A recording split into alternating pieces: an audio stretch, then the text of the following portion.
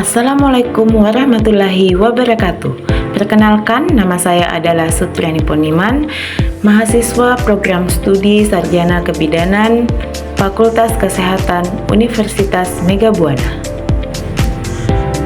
Pada kali ini, saya akan mempresentasikan materi tentang hak asasi manusia dalam bereproduksi. Tugas kali ini merupakan tugas dari mata kuliah Kebijakan dalam Kebidanan oleh dosen pengampu Ibu Arifa Usman, SST, MKes. Sebelum membahas lebih jauh materi tentang hak asasi manusia dalam bereproduksi, kita harus tahu dulu nih, apa itu HAM, kesehatan reproduksi, dan apa itu hak-hak reproduksi. Yuk kita bahas satu persatu. Yang pertama, HAM adalah hak-hak dasar yang melekat pada diri manusia secara kodrati, universal, dan abadi sebagai anugerah Tuhan Yang Maha Esa, meliputi hak untuk hidup, hak berkeluarga, hak mengembangkan diri, hak keadilan, hak kemerdekaan, hak komunikasi, hak keamanan, dan hak kesejahteraan yang oleh karena itu tidak boleh diabaikan atau dirampas oleh siapapun. Yang kedua, kesehatan reproduksi adalah keadaan kesehatan secara fisik, mental, dan sosial yang utuh dan bukan hanya tidak adanya penyakit atau kelemahan dalam segala hal yang berhubungan dengan sistem reproduksi dan fungsi-fungsi serta proses-prosesnya. Ketiga, hak-hak reproduksi merupakan hak pria dan wanita untuk memperoleh informasi dan mempunyai akses terhadap berbagai metode keluarga berencana yang mereka pilih, aman, efektif, terjangkau, serta metode-metode pengendalian kelahiran lainnya yang mereka pilih dan tidak bertentangan dengan hukum dan perundang-undangan yang berlaku. Selanjutnya, kita akan membahas macam-macam hak reproduksi. Hak-hak reproduksi meliputi hal-hal berikut ini. Yang pertama, hak mendapat informasi dan pendidikan kesehatan reproduksi. Contohnya, seorang remaja harus mendapatkan informasi dan pendidikan kesehatan reproduksi. 2. Hak mendapat pelayanan dan perlindungan kesehatan reproduksi.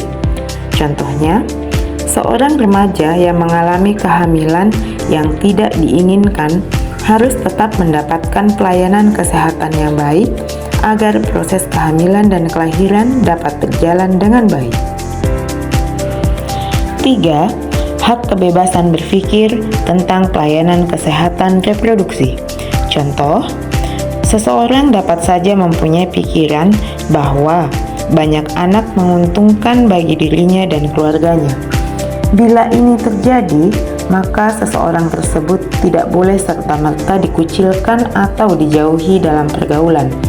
Upaya merubah pikiran atau keyakinan tersebut boleh dilakukan sepanjang dilakukan sendiri oleh yang bersangkutan setelah mempertimbangkan berbagai hal sebagai dampak dari advokasi dan KIE yang dilakukan oleh petugas. 4. Hak untuk dilindungi dari kematian karena kehamilan.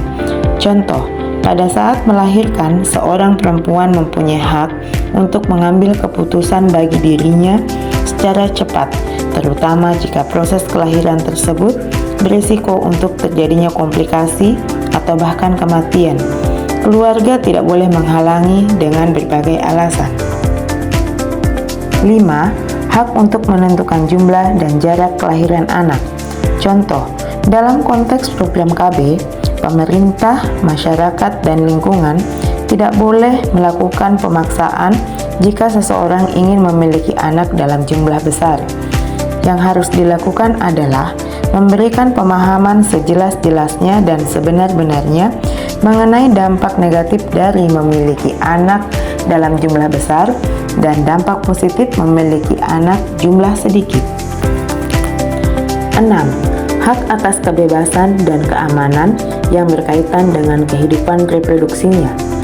Hak ini terkait dengan adanya kebebasan berpikir dan menentukan sendiri kehidupan reproduksinya yang dimiliki oleh seseorang.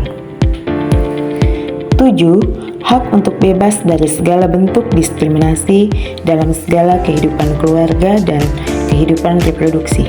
Contoh, orang yang tidak mampu harus mendapatkan pelayanan kesehatan reproduksi yang berkualitas, bukan sekedarnya atau asal-asalan, yang tentu saja sesuai dengan kondisi yang melingkupinya.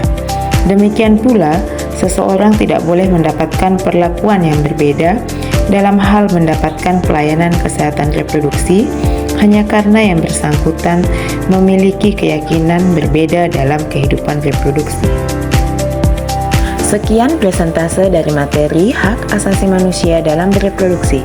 Semoga materi ini bisa bermanfaat bagi teman-teman semua. Terima kasih. Wassalamualaikum warahmatullahi wabarakatuh.